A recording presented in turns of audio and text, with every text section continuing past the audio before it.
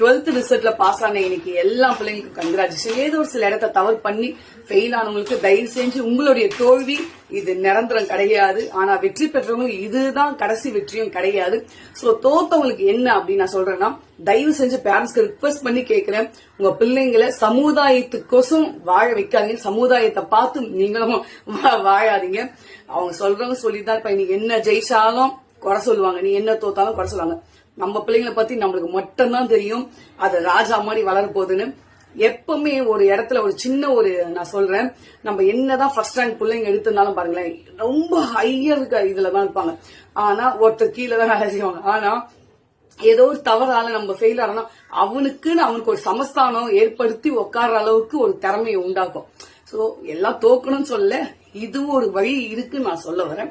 So என்னைக்குமே தோத்தவங்களும் ஜெயிச்சவங்களும் கிடையாது. சாகத்துக்கு பிறக்கல, வாழ பிறந்திருக்கோம், சாதிக்க பிறந்த